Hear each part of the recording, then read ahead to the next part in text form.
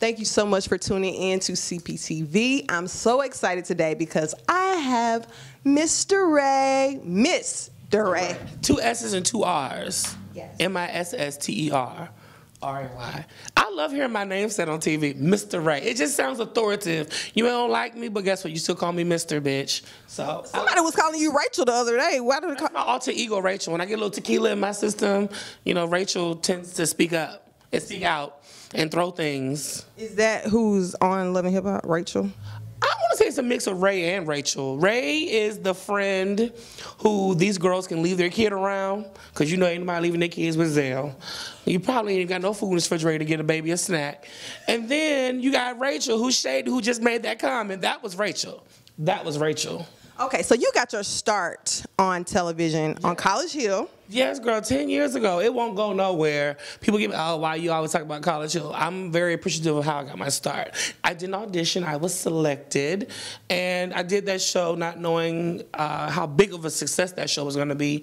And I was going to go on to make history to be BET's first ever gay. And now you think about it like, damn, what do you mean a network never had a gay before? A black network. But at that time, in their then 25-year history, they had never had a LGBT person represented on air and on BET ever. And I was there first, and I just, it stuck with people, and my personality stuck with people, and I always tell people I'm very determined. So I went on to do radio, do some correspondent work, start my PR company, getting back into, doing some digital hosting for WeTV, of course. I've been doing that going on 5 years now. Shout out to my WeTV family. And just kept all my relationships good with everybody. And as soon as I moved back to LA in August, I got a phone call from production, like, these people said you was this, and this, and you know this person, that person, so we want you on Love and Hip Hop. And then boom, so literally the show premiered, my specific episode that I came on, premiered on the day that I moved to LA. So in a year, bitch got it going. So what was your actual major in college? My major actually was PR. I was a mass comm major at Virginia State University on the East Coast. Shout out to Virginia State. I was a mass comm major specialized in public relations. When we graduated, yes, for everybody who know, our whole cast has graduated. When I graduated, when the show actually was airing, I actually left Virginia and moved out to Los Angeles here. This was 2006, and I was working at BET in the corporate communications department. Okay. Tell me about how did you use your knowledge or connections that you had to get further along with BET once the show was over? Well, at the time, College Hill was just so new. Reality TV wasn't that big back then. It was us, Top Model, and Flavor of Love. Like, that was it. So we were out, and people were, I'm from Virginia, so hosting clubs was not known to me. Like, I was like, you get paid to go to a party? And then, I was showing up in my flip-flops. I was so country when I left Virginia. But I knew that I was focused. I said, I don't want to be this person that's in the club every week trying to pay my rent off of bookings. I want to work. I said, I just got this degree. I didn't even graduate cum laude. I would graduate like, thank you, Lord. Like, I was just like, oh, my God, get me out of college, Jesus. You focus on the TV to focus actually on school? Filming that show in the fall semester of my senior year. On top of me only having 4 classes, I'm filming the show. So them 4 classes, fuck them classes. That's how I felt in my mind till them grades came out. My daddy was like, oh, we still paying for this. And so then it aired in the spring semester. So like my whole senior year was like documented on TV. So like I wasn't in the mind frame of working at that moment. I was just like, oh, I'm getting out of Virginia. What am I going to do? And then I said, wait a minute, BET has internships. They have PR department. I was like, let me try DC. So I hit my homegirl Karma up in DC. Shout out to Karma. And she was like, we ain't got no internships up here in DC. Try New York. So I tried New York. They were like, oh, we're full. Shout out to Marcy Polanco. So then I hit up LA, and Sabrina Horton was the one who gave me, Sabrina Horton and Robin Latiker Johnson were the ones who gave me, they said, if you can make it out here before the BET Awards, you got it. And I was like, Daddy, I need a ticket. I need to get it. So it was perfect. I felt like it was good timing. That's pretty awesome. So tell me about like yourself growing up. You say you're close to your dad. He's helped you out a lot, and I know that you were the first gay BET representative at that time. How was it coming out to your family, and how did they receive you? girl. Again, I'm from Virginia, the Commonwealth state, which means that this side of the street is black and that side is white. And there's a road. And somewhere under that road, 6 feet under, was where the gays lived in Virginia, I think. So me even saying that on that show, I knew I said it, and I dreaded the premiere. Like, I was like, oh my God, they're gonna say it. Because BET didn't even announce that I was gay. They said that I was the school mascot that had an alternative lifestyle.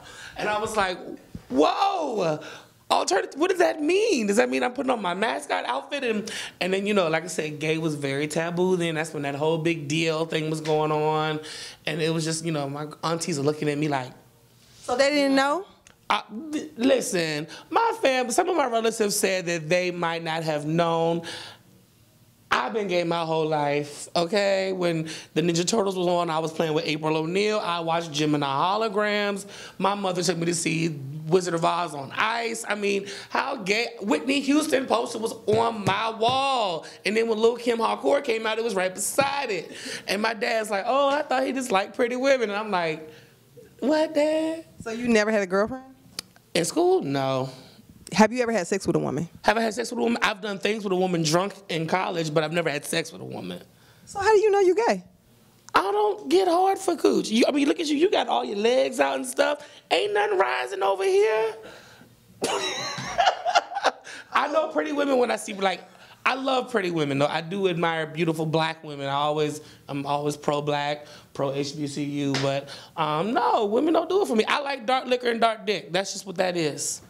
So who was your boyfriend that you slid? You said Zell slid into his DMs. Oh, that's not. Now let's be very clear. This is a current interview. That was a previous episode y'all saw, and that is now my ex-boyfriend. We're not together. We knew each other on and off for about a year. We started out as friends, and then it was more so, you know, I was helping him in his relationship that he was in at the time and giving him advice about stuff that they were going through. And then I was dealing with some people and some personal things that he was a friend to me for. And you know how friends just get kind of close and it gets to be more than friends. And we tried it. We really did try. I'll give him effort for that. We did try, but once the show started happening, I don't want to sound cliche and say I blame the show for us breaking up, but the show really had a big part in just the break and lapse of communication between us. And then with the whole Zell factor coming in there. And, so did Zell break y'all up? Oh, fuck no. No. Zell didn't break us up. I already knew about Zell. I knew about the text messages, but I was not going to allow him to one-up me and go to producers and be like, oh, that guy Ray dating? Oh, I used to fuck him. I was like, so as soon as Vic told me and I saw the conversation still coming up in the DMs and all this stuff, I went to my producer. I was like, listen, ironically, the guy that I'm talking to is talking to a cast member. She's like, who? And when I told her, she gagged. She was like, ain't no fucking way. And I was like, well, they're not talking to date. They used to mess around back in the day. They messed around a couple of years ago, like 3-4 years ago. I don't know. They were living in Arizona. They weren't living here. This was before me. And I guess Zell was here in LA now, and Vic was here in LA now, and I guess they were like chatting. You know how old friends get up and chat? I'm not mad at that. But I was like, I'm not about to be played on TV either. So I was like, let me go to my producer, show her these DMs, because that would have been embarrassing for me to be at dinner, and Zell would have pulled them out and been like, look what I've been writing your man, because then everybody would have died. You think he was doing it on purpose because he knew that that was your man? No, Vic claims that he didn't. When me and him finally got serious about everything and us actually being in a relationship, he claims that, you know, he hadn't had that conversation with Zell yet about him doing Love and Hip Hop. I don't know the timeline of when these actual DMs happened. I just actually saw them and the times that they were sent, and that's what my issue was. It was the time. It wasn't the context. It was the time. How did you see his DMs? Did he show you? Did you? He showed me. He showed me everything. I know everybody he's ever texted.